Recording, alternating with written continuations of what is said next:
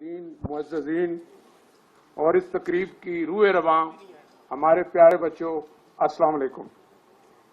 मेरे लिए ये बहुत बड़ा एजाज़ है कि कायद-ए-आज़म की यौम वलादत के सिलसिले में मुनक्कद की गई इस तकरीब में मैं मेज़बानी करते हुए आप सबको खुशामदीद कह रहा हूँ।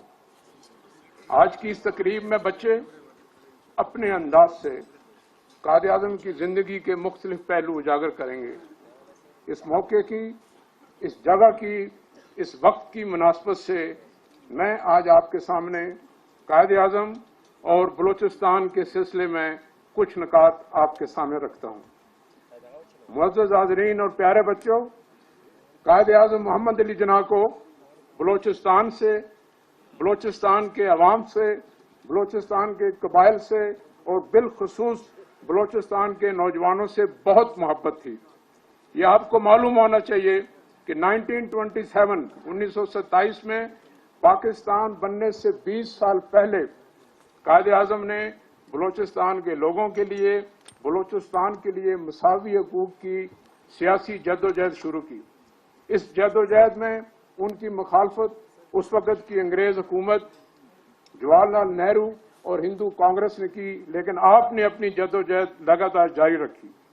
इन तमाम चीज़ों को मद्देनजर रखते हुए 1939 में कायद-ए-आज़म ने all India Muslim league Balochistan की बुनियाद रखी और उस वक़्त के एक इंतहाई अच्छे, काबिल और मुहिब वतन बलोच रहनुमा काजी ईसा को all India Muslim league Balochistan का सदर मुकर्रर किया।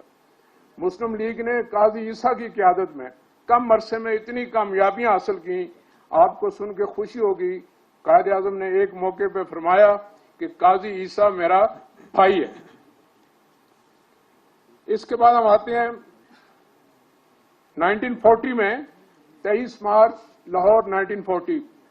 जब मैं ये तारीख, साल और आपको जगह बताता हूं तो आपके ज़हन में एक चीज आती है कि करारदाद पाकिस्तान, लेकिन जो आपको इसके अलावा मालूम होना चाहिए वो ये है कि उस वक़्त तमाम दुश्वारियों के बावजूद बलूचिस्तान से बहुत बड़ी तादाद में गयूर अवाम ने, गयूर कबाइल ने उस करारदाद पाकिस्तान के जलसे में, जहां आज मीनार पाकिस्तान है, हिस्सा लिया।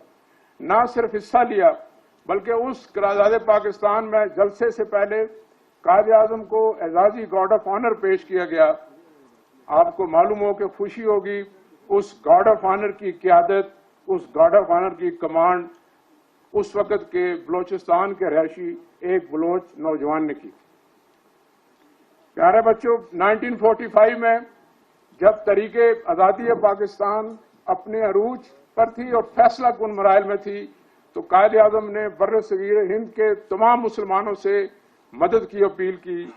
बलूचिस्तान के नौजवानों ने अपना नाम जाहिर किए बगैर सोने और चांदी की भारी सलाखें पेश की ऑल इंडिया मुस्लिम लीग को और कायद-ए-आज़म को, जिसका वजन 6500 तोले यानी 1.5 मन था, ताकि इस तारीख में हर तरह की जो दुश्वारियां हैं वो दूर हो सके। उसी साल 1945 अक्टूबर में हजरत कायद-ए-आज़म तशरीफ लाए मस्तूंग में। यहाँ पे हाई स्कूल के बच्चों ने उनको सलामी पेश की। आपको सुन के ये भी खुशी होगी कि उन स्कूल के छोटे बच्चों ने इलाके से चंदा करके और अपनी पॉकेट मनी से कायद-ए-आज़म को और ऑल इंडिया मुस्लिम लीग को 250 रुपये चंदा हदिया किया था। इस मौके पे उस वक़्त एक नौजवान बलोच अब्दुल बाकी बलोच ने नज़म पढ़ी, जो बाद में पाकिस्तान बनने के बाद बलूचिस्तान में सियासी खिदमात इंजाम देते रहे। उस नज़म का एक शेर आपकी खिदमत में पेश करता हूँ। इलाही ये मुसलमानान हिंदुस्तान कहते हैं, इलाही ये मुसलमानान हिंदुस्तान कहते हैं, हमें वो मुल्क दे दे जिसे पाकिस्तान कहते हैं। इसके एक साल बाद 1946 में एक और फैसला कुन मरहला आया, जब अंग्रेज हुकूमत ने क्वेटा में बलदियाती इंतखाबात कराए और उसको मखलूत की बुनियाद पर करवाया।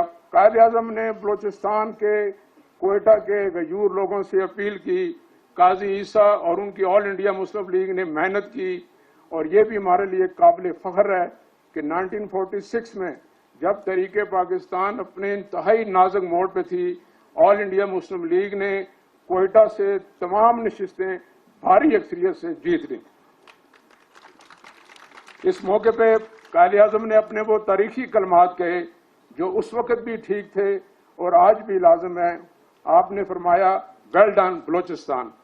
और कायद-ए-आज़म अपने इसी प्यार और मोहब्बत की वजह से जो बलोचिस्तान के नौजवान हैं, जैसा कि आप बैठे हुए हैं, आप फरमाया करते थे पेट्रियाटिक बोल्ड बलोच बॉयज, ये लफ्ज उनकी अपनी तारीख में भी दर्ज है।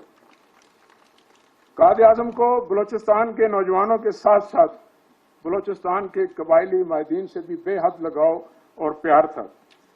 मैं आपके सामने एक मिसाल रखता हूं। सरदार मोहम्मद खान जोगे ज़ईफ, कायद-ए-आज़म को बलोचिस्तान के बच्चों ने एक रुमाल तोहफे में दिया जिसके हाशिए पे खून से लिखा हुआ था लेकर रहेंगे पाकिस्तान। आप कायद-ए-आज़म ने वो रुमाल सरदार मोहम्मद खान जोगे ज़ईफ को तोहफा दिया। वो रुमाल इतना पसंद है सरदार साहब को आया कि उन्होंने वसीयत फरमाई कि जब मैं इस दुनिया से रहलत कर जाऊं तो इसको मेरे साथ दफन कर दिया जाए। आपको खुशी होगी कि उन सरदार के बेटे सरदार हसन खान जोगे ज़ईफ आज हमारे दरमियान मौजूद हैं।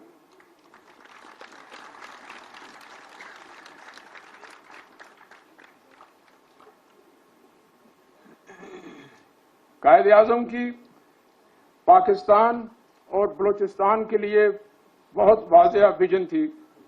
ये विजन तालीम, तरक्की और मजबूत दफा की थी।